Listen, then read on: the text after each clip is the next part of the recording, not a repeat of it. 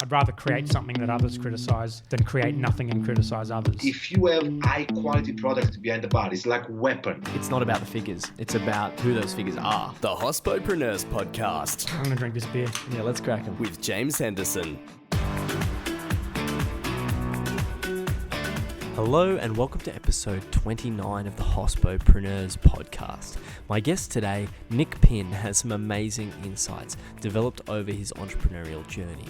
Now owning 11 venues, Nick tells us how to get ground floor customer feedback and how to utilize it by building an emotional investment, what failure means, and ultimately how to conceptualize, build, and run a successful venue. If you want to win in the hospitality game, listen very carefully. Hello and welcome to the show, Nick. Thanks. I've got some really interesting questions for you today, but I'd like to start the show by asking if you have a crazy hospitality story. Oh, look, back in the early days, when I was working in the Valley, I've had plenty of punches thrown at me across the bar and at the front door back in the glory days, but things seem to have calmed down a little bit since then. Yeah, wow. Uncovered. We actually, probably 2 years ago with the storms in Brisbane, we had a restaurant full of Saturday night in malt dining, and the heavens opened up, and it's a 160-year-old building, and we actually had a water feature coming through the middle of the restaurant because the gutters just let go. So Whoa. We literally had customers eating their dinner on the staircase coming up to stay out of the rain. So we've had a couple of those and interesting nights, but other than that, it's probably pretty standard. Some of those storms with the old buildings, they're the killers. Gee, Yeah. What do you do in that sort of scenario as well? You know, like, how do you manage that? How did you manage that? Yeah, we just have to react in a manner. The ship goes on, the show goes on. So the kitchen keep working. We try and get people into the most comfortable position that we can get them. And in most cases, people are pretty good. They understand, they see that you're doing the best that you can under the circumstances. We had people by the end of it that became great friends that had never met each other because they had to share a table that was really set for two and there was 4 people eating on it, So some of the best nights have been those really extreme weather conditions that people just kind of think, well, it is what it is, So Yeah, allows them to bond. yeah. The next question I have for you, Nick, is why do you do what you do? I ask myself the same thing every day. It sure as hell isn't for money. I left school in 92. I had no idea what I wanted to do when I left school. I went and worked on a small island, washing dishes at Lady Elliot Island up in Queensland, thinking that I wanted to be a rock star bartender, and I didn't know if I was. So I actually never worked in the bar while I was there. I think I washed dishes for 6 months and then unloaded aeroplanes because it was the only way to get there. But then eventually I got into hospitality proper, which is working on tables. I did 2 years at the Hyatt Regency at Coolum, and I found I really enjoyed the variety in the industry, and I like to think that I'm pretty good at thinking quickly on my feet if a decision needs to be made. So I spent a couple of years down in Melbourne, and I got into it and enjoyed the camaraderie with the team, working in that environment, high-paced, energetic environment. Mm-hmm. And and then I came back up to Brisbane and got out of the industry, and then really missed it. So I opened up with my first small bar in the Valley, and loved being my own boss and being able to make decisions that were in the best interest of the business. Loved working with people. In that age, I was loving it as well because the ego was loving the fact that I had my own place and all that sort of stuff, and that wears off pretty quickly. But I enjoy the hands-on part of my role. I hate the paperwork, the office stuff. Unfortunately, over the years, my time in the office has increased more and more, but I love being at the coalface. I love working with people that are passionate about the industry. I love working with ex-employees that have gone on to open their new venues, and I think you've recently interviewed one of them, Martin Lang. He worked for me in the Valley, and now he has a couple of his own venues. So I love seeing that growth in an industry that a lot of people believe is just a part-time or filling a gap industry. I love to see people actually making it, a lifestyle as well as a career. So, and we've got plenty of people within our business who are lifelong sort of or hospitality professionals. So it's become more about like inspiring other people about the industry, even from the sounds of things. But even early on, just this interest in the industry and evolving into that. Yeah. So that's really interesting journey. Yeah. So, and look, I wasn't qualified to do anything else. I think I applied to do primary education when I left school, and I decided at the last minute I didn't think I could spend 4 years at uni doing to become a primary school teacher. Being in hospitality sometimes isn't too different to looking after children. Yeah, that's right. Yeah, especially later on in the night. So. Yeah. I'd like to ask you what you're learning about or exploring at the moment. I think what I'm learning the most about at the moment really is the nature of the deal. Being able to, learn from a lot of mistakes, having leased quite a few different properties to open businesses over the years, the negotiation and the never be afraid to ask the question. And, if you're trying to negotiate a deal or asking for an incentive from a landlord, or think about what you want to ask and then ask for more, because there's so many opportunities out there with people that are ready to invest in you if they believe in you or they believe in your brand, that if you don't ask for the number that you want, or if you don't give them clear direction of what you want, then you're probably going to miss out. I'm learning that every day. And our business is scaling now from, a small sort of bar to a couple of retail opportunities that we have now, and then a couple of restaurants. So we're getting more exposure to the people that make the decisions to be able to say, hey, we can do this for you. We want to do this for you. I just recently had a phone call from Brown Foreman, and they're flying me to Scotland in February business class to look at 3 new distilleries, and Martin Lang's going to that as well. So those sort of opportunities and windows open up, dealing with some pretty senior sort of people within large corporates that want you in their buildings because you've created kind of this niche brand that they want to have in the bottom of their retail tower or residential building. So learning that you've got to put a value on yourself, not just your brand, but you are, in a lot of cases, you are an integral part of your brand. And I think over the over the last 10 years, I haven't put enough value in it because I've just had my head down working. But more and more people say to me, you should be asking for this, and you should be doing that, because people are talking about it. So, so yeah, that's kind of what I'm learning, I think, at the moment. And regarding that, you mentioned negotiating in there, and that's sort of the general theme of your answer there. Are there any tools or resources that you've used to learn about that?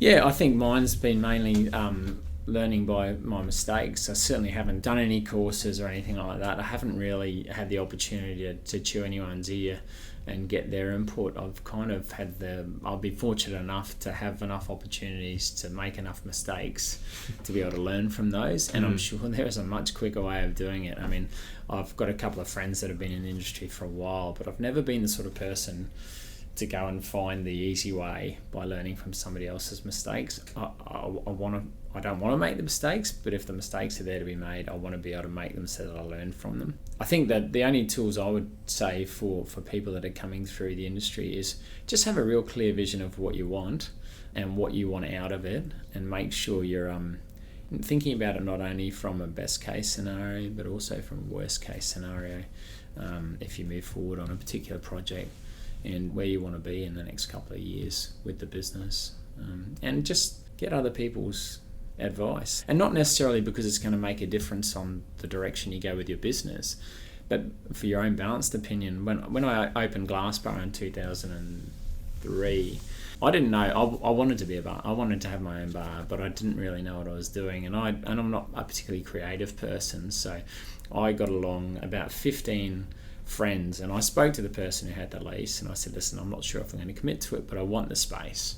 I want the space for a night with a group of people. So I invited a group of about 15 to 20 people. Some are friends, some were friends of friends that they had suggested that they would be a good person to get along. So there was an accountant, there was people that go out and party a lot, there was a couple of guys that work in the liquor industry, there was somebody who was an architect, and then just people that enjoy going out eating and drinking. So we had 20 of them in. I wrote a list of questions, got them in the space, bought a couple of cartons of beer and got some pizzas, and we just sat in the space. And I gave everyone a big sheet of paper and I wrote down these questions and then just read them out and asked them to sit in groups of 5 people and just to respond. And some of those things were, this is going back a while, what's the valley missing? What sort of bar do you feel comfortable in?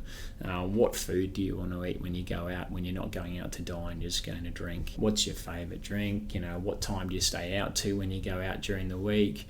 All those sort of things. And what can we make of a feature? Just what could we make a feature of in this bar? Well, it was a pizza restaurant at that point, which I converted.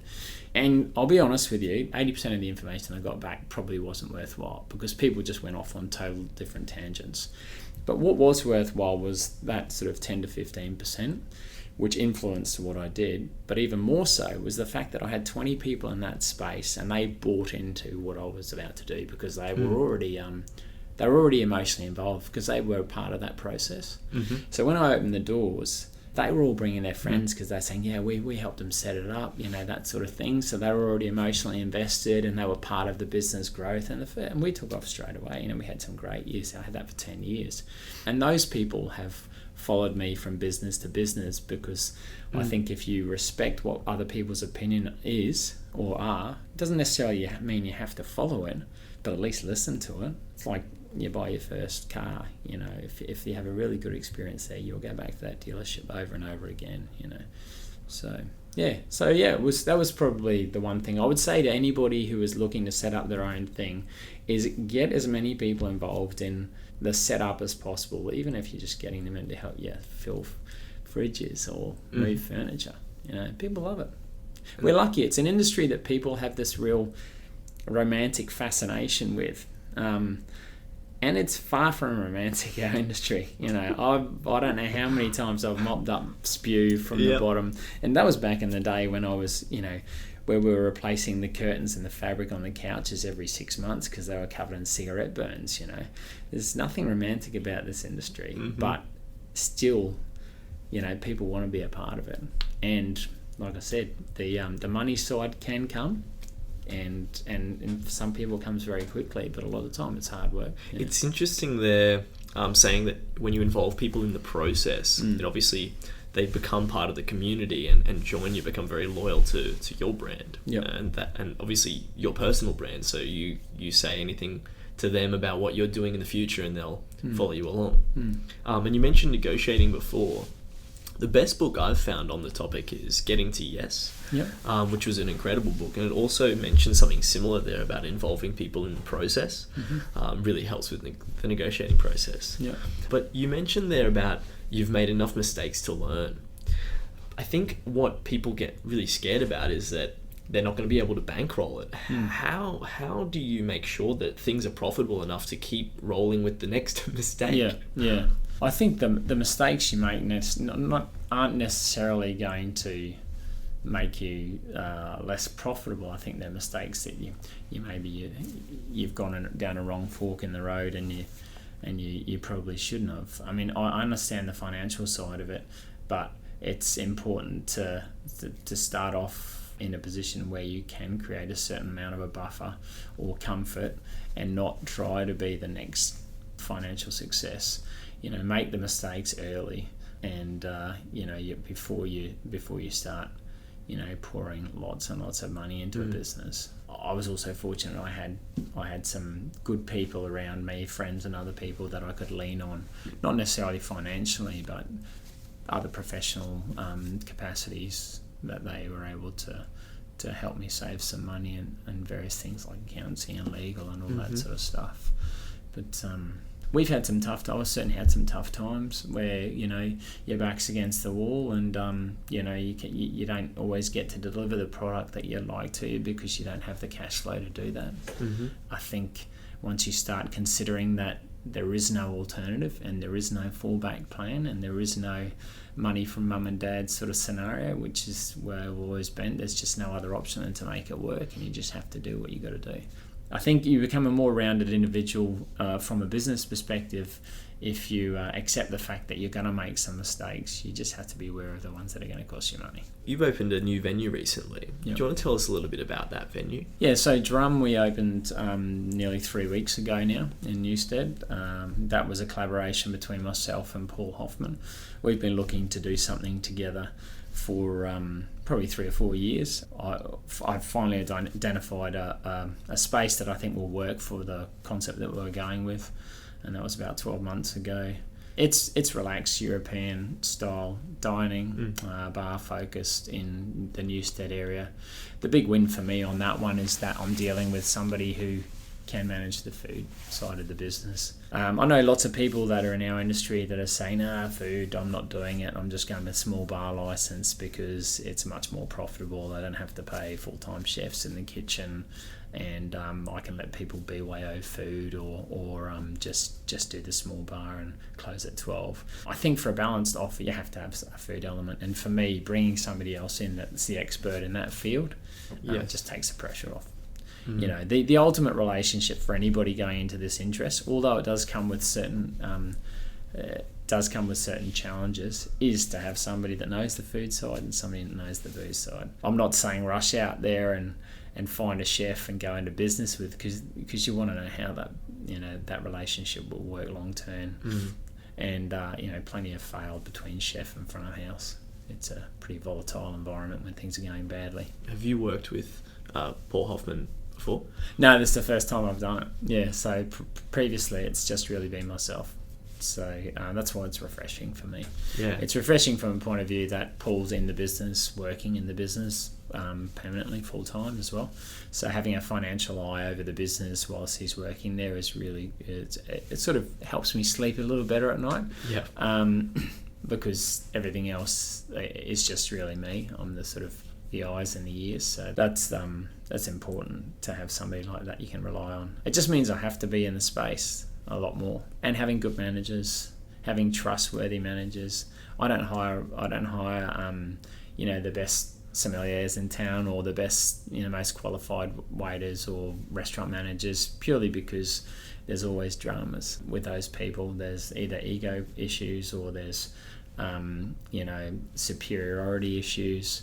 I hire people that I think are honest, trustworthy, and they have a work ethic that's backed up with some sort of values that it means that you can work and grow with those people. And over the years, I've been able to help a number of my team sort of buy house, have babies, and that's really rewarding for me as well. Yeah. There's some really interesting insights on even the staff that you select as well. So thank you for sharing that with us. How many other venues have you opened? Drum's number 11 for me. How has the process of opening venues changed as you've grown? I'd like to say it's getting easier, but it's not. It's getting more streamlined.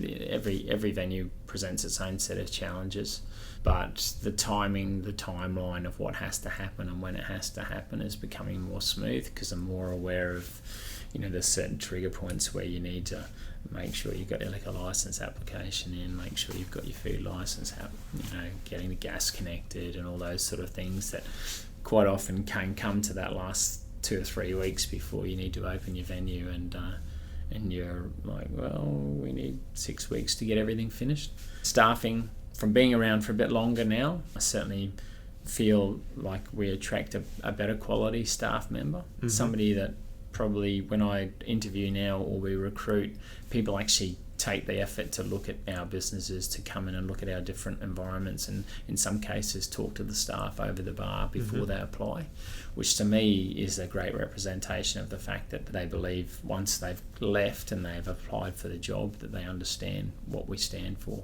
I always, I think it's been said 1,000 times, I always feel like your best reference is going to come from somebody that's worked with you, or rather than you've worked for over a period of time, because there's generally, when you're self-employed, there's a lot more people that work underneath you than there is above you. So, having people that leave the business or are still with you that speak highly of you, that's really important.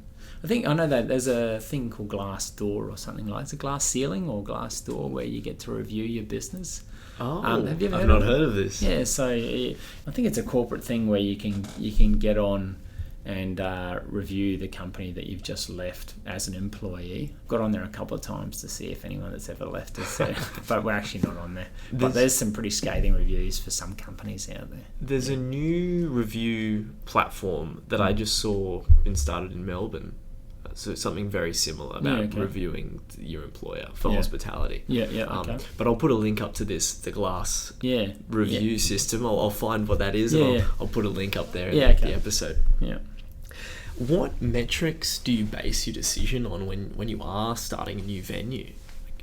Is it the location or the demographic? I worked backwards for a little while, whereas I went looking for something that was a bit different as far as the space, and found that you could then mould your business direction by sitting in that space and understanding what you think works well within it. I think what I've done more recently is understanding what the market wants, or what a percentage of the market wants, and what I believe that I would be able to deliver well with a team, and then start looking for a location. Obviously the location, the key things are, you look at your population density, socioeconomic areas, what you are going to deliver and what you're going to do, and does it cater to the people in that area.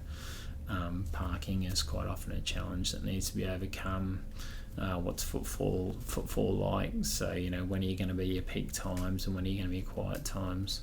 Access and ability to deliver a fit out as well becomes quite a difficult one if you're working in inner city areas, and when you can actually get in there and do the work to get the job done. A mechanical side is fairly important. As far as exhaust, air conditioning and all that sort of stuff. We're living in a culture or an environment now where we're just building tower upon tower upon tower, and when you're looking to set up a restaurant or some sort of food outlet, mechanical exhaust is really important.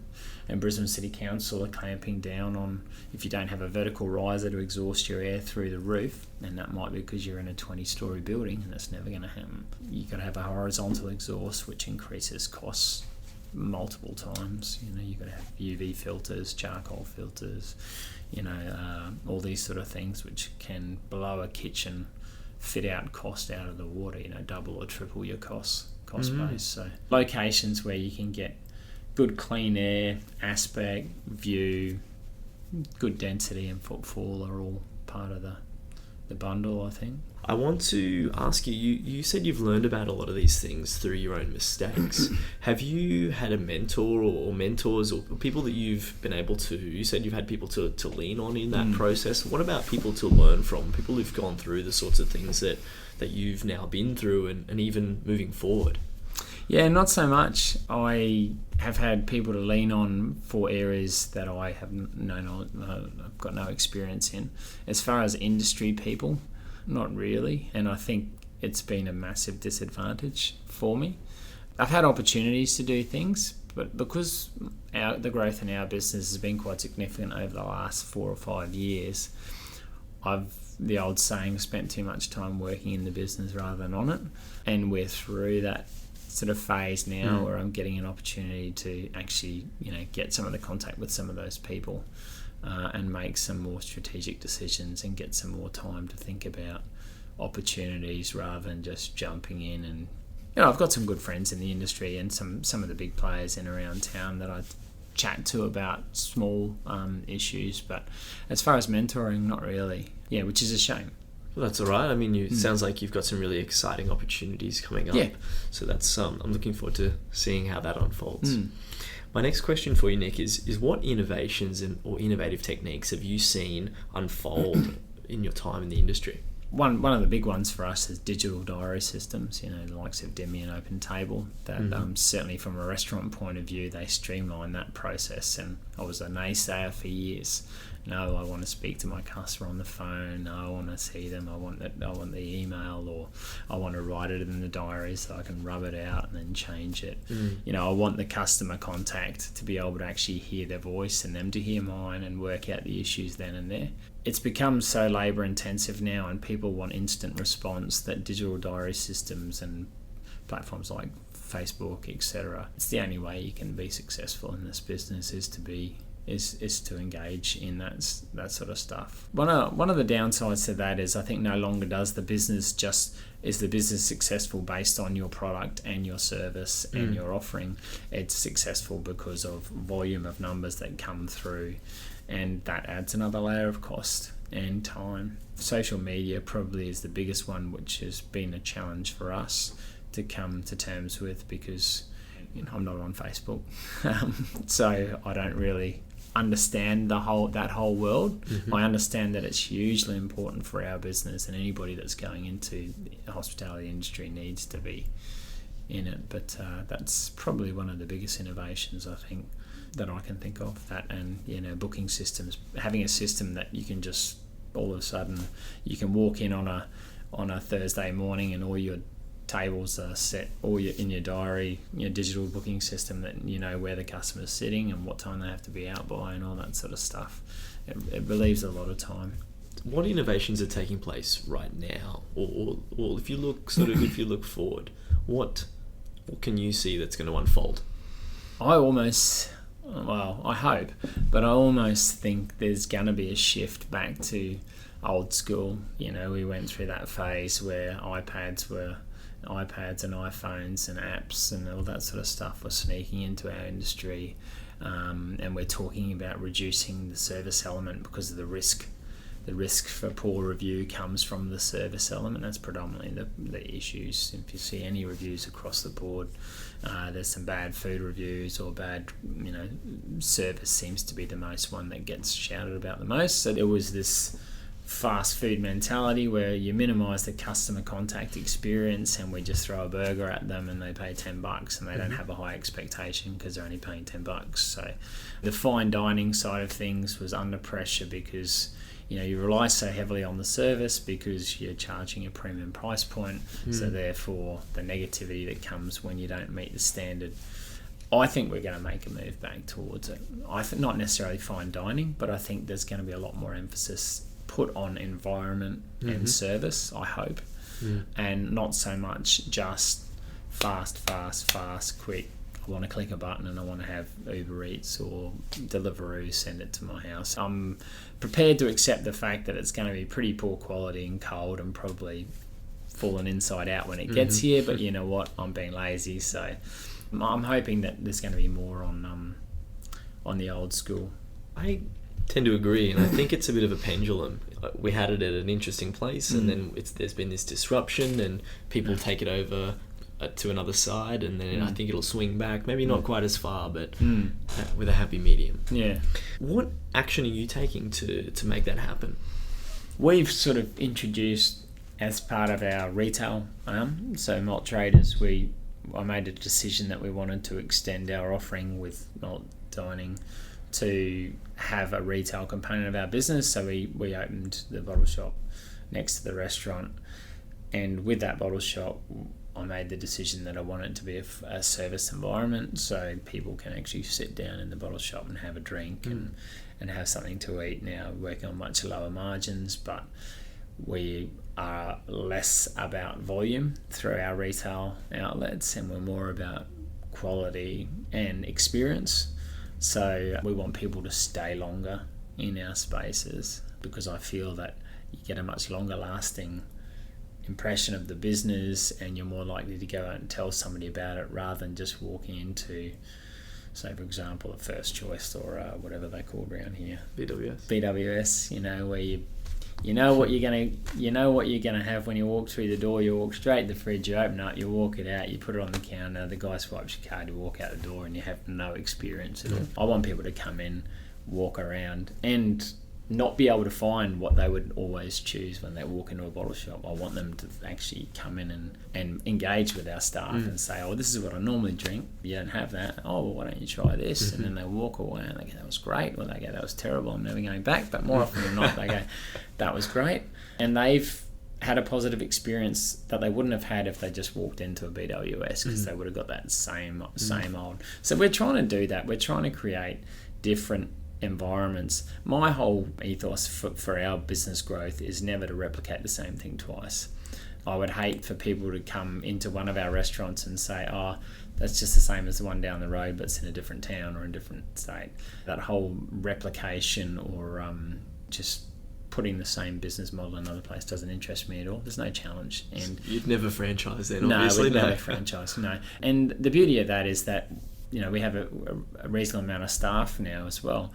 So the ability for staff that have been in, you know, one venue to move to another venue because they've been in hospitality for a while and they want to change the scenery, you know, that kind of works as well. That'll be interesting as well, in terms of on the back end for you designing those systems and processes that you put in place. They must be very core to how you do things and not necessarily, obviously, to the face of the business, because they're going to look different. Yeah, absolutely. Our business model, while they are all different, the core structure behind the business and what we focus on and what our key items are is the same.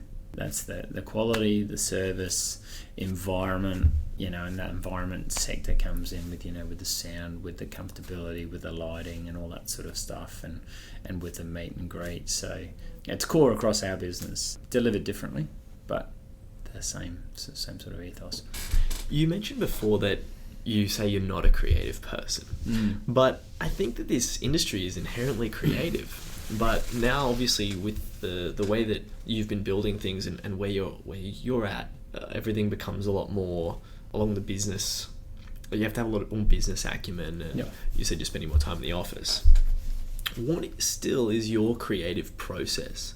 And I mentioned in a question there before about selecting, say, a site, but even the process of designing that and what it's going to look like, do you outsource it to the customer like you did the first time, or how do you go through that creative process to build that? Yeah, look, that's the most exciting part of the process for me. That's what I love. I love going into the space. I can't go into a space and get excited about it and then, right, yeah, I'm interested, and walk away and get on with my day and then do my next thing and then go back there next week. Once I sort of get thinking about it, I have to scribble on a piece of paper. So I'll get out the pad and I'll do it not on a laptop. I'll get out a book and I'll start scribbling things and start thinking about the functional layout. And this will be a concrete slab in a warehouse, and in my head, I've got the customer sitting at the table ordering a drink before we've even, you know, put doors on the place. So, but that's what really drives me. I love taking something from nothing and then creating something out of it. Now, I'm not saying that you'll walk into every one of our space and say, oh, this is amazing, but it doesn't have to be for me. It has to. For me, the exciting part is seeing that concrete slab and then coming back 6 months later and seeing the place full with customers. And people ask me through that process, are you getting excited? You're getting excited. I'm excited during that concept design stage, and then I'm stressed until we've actually got people in there. So that I love that it's almost like a nirvana for the first couple of weeks, where I just cannot put a pencil down and I'm working out and I'm going, no, that's stupid, and then I'm scribbling again, and then I'll meet with an interior designer, and then we'll go to the next process where we make it look and feel, sort of put the layers on it. But that first part is, that's definitely it. And then, like I said, then it's just stress while all the money's going out, until the people are in spending money coming back the other way. So how do you get into that creative state when you do design? I like to sit in. I just like to be in the space by myself, no sound, no noise. Be in there and sometimes I'll just sit there and close my eyes, and then just have the movie running in my head of what's going on in that space. I like to have uninterrupted time in there, and it's more because I like to walk in through the front entry point or walk down the back entry or wherever the customer's going to go, and I like to be able to just do that walk and consider and look up and understand what they're going to see when they come in. And one of the big things that I say to my team whenever we open a venue, not just open a new venue, but each time we open, is before, when you walk into that space, when you've unlocked the door, turn off the alarm, 5 minutes. You don't go to the phone, you don't go to the laptop, you don't get yourself a coffee, you don't do that. You walk around the venue for 5 minutes. You walk the walk that the customer is going to inevitably do during the day. You do that walk and you look around to see what you see. Because if you go straight into that routine of getting the diary out to see what bookings, you've missed so much. And by doing that 5 minute walk and you'll see so many things you need to adjust, or you'll think of things. And just carry that notebook around with you and write them down, because you're not going to do them before you're open. But unless you take that 5 minutes to study the venue, and it might be simple as something like, oh shit, there's a light bulb out there, but you're not going to see it when you're in the middle of shift. So, or it might be like, oh, why do we have that there? There's a much better place to put that. If we put it somewhere else, we could then enable ourselves to do this. So that 5 minutes is the golden rule for me. You don't touch anything until you've done the walk. And I think it's really successful because you get store blind so quickly in this industry.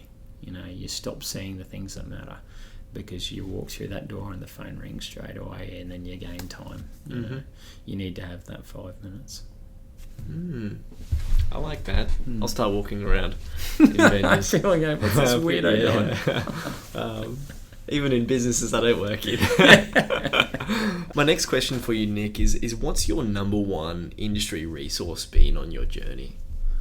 It might sound a bit cheesy, but I think I'm going to say my staff, the team that work within my business, the management team that probably are strong enough to say, that's enough, Nick, you're talking smack, or we need to look at it from this angle. Yeah, the team, to an extent, I suppose, other restaurants. I mean, I don't dine out a huge amount, but I'm one of those people that can't relax when I go to one of our restaurants, let alone somebody else's, because my wife makes me sit and face the wall. Like if we're ever in a booth seat situation, I always have to face the wall because she knows I'm not paying any attention to what she's saying. So I'm just thinking about, okay, so that's why they do that, or something like that. Personal experience, I suppose. I haven't really ever done any courses, and I would recommend that people do. I've not really read many books, and my father would attest to that. I've certainly done it the hard way, I think, and if I did it again, I would certainly look at some of the forums that you have online and some of the organisations that they have out there where you can go and attend seminars and things like that. Some great learnings from there. Are there any that you know of? Jason from Bar Metrics, is it? Yeah, no, he seems to run a pretty good show there. I'll link these up as well. Yeah, some of the Chamber of Liquor Accords and things like that are always good. I'm just being a bit slack with attending those sort of things. How do you find out about when those meetings are? I think you can join up just your local area, and they will then email you to say that there's a meeting coming up. I think they meet regularly in some areas, probably not so much in others, but there's a couple of good ones around town. And it's hard because there's such a variety of different style of venue. Late night traders generally sort of are the ones that meet the most, because they're the ones that are under the most pressure at the moment with restricted hours and scanning IDs and all that sort of stuff. Everyone else sort of just slips under the radar with restaurants. And I might do an episode on scanners, and I haven't done anything on the legal side of things in Queensland, but we do have listeners from all over Australia and even internationally listen to the show, so I try to make things more applicable to as many listeners as I can. My next question for you, Nick, is if someone wants to do what you do, what advice would you have for them? I would suggest that you find the sort of business that it is, or the sort of venue that it is you would like to see yourself running, and go and work hard for them for a period of time that enables you to learn as much about their business as possible and why they make the decisions they do. Not just from a service point of view, but from an operational point of view back of house as well. Spend time understanding the marketing behind the industry and the venue.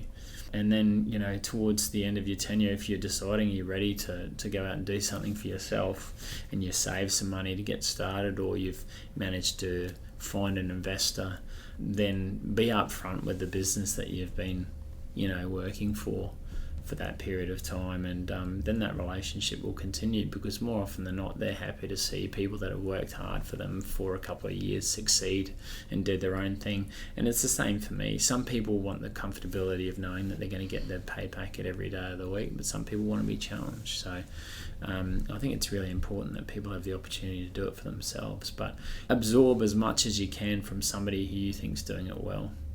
And if that means you have to do it for longer than you'd like, but change venues and learn more about something else, I would definitely recommend that. Awesome. How does someone know that they're ready for that? If you're scared of doing it, then you're ready. If you're not scared, you're not ready. Yeah, I think like that's that. the reality. Yeah. I'm going to slip another quick question in here. What does work-life balance mean to you? To me, it probably means lots of work and not very much balance at home.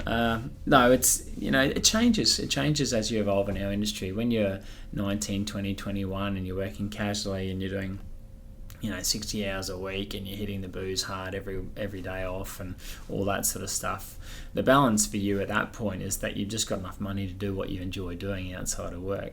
Then eventually you start thinking, I want to actually get ahead in this and maybe do something for myself or grow within a business. So you're thinking about the balance as coming more from making a bit more money, but also seeing a progression in the industry. And then you probably go to the next phase, whereas maybe you're getting married and you're having kids, and the work-life balance then shifts again, and it's more about enjoying your job and making enough money, but also having enough time with your family and being able to support them. So I think as you grow through, as you get older and as you stage through your life, that balance changes. And certainly for me now, it's about being financially secure for my family and getting enough time with them. So that's where I'm at the moment. What's your biggest challenge right now? Work-life balance. My biggest challenge is getting to a stage where we are big enough to employ the right people to drive our business to the next level. We've expanded a reasonable amount over the last few years. We're sort of on the precipice of being able to bring somebody full-time into the office, having a full-time bookkeeper, having a full-time marketing person and that sort of thing. We're just not quite there yet, and I want to give opportunities to people that are working within our business to step into other roles. Some of the guys that have been working for me for 8 or 9 years have been doing the hard yards in hospitality, and I'd like to see them maybe moving more to a more sort of Monday to Friday strategic roles, to work more with me on new site developments and things like that, rather than standing behind bars and things like that. Not that there's anything wrong with that, but there's got to be some progression. Some of our key guys, I think, are sort of chomping at the bit to get those opportunities. So with that, profitability has to be right, so we're nearly there. Ultimately, where do you want to be? I want to be in the south of France on a small farm with my family, maybe growing some veggies and relaxing, knowing that I can take some time out for 3 to 6 months and go and be there and not have my phone ringing multiple times a day. That's not going to happen for a little while for me, but I want to be in a position whereby we've got a well-respected brand that is not breaking any records as far as making millions, but is a good, honest business that's providing a lifestyle and work-life balance for as many people as we can, but also is focused on delivering consistently quality product across the board, no matter what field we're in, whether we're looking at a rooftop bar or retail opportunities, or whether there's restaurants or cafes or whatever it is that people can see that identity or that brand has a core ethos that carries through all of them. And I get some time to relax. What plans do you have for the industry and the way that you want to contribute? My small segment of the industry is that I've been at it for 15 years now. I probably have been focused on growth for us.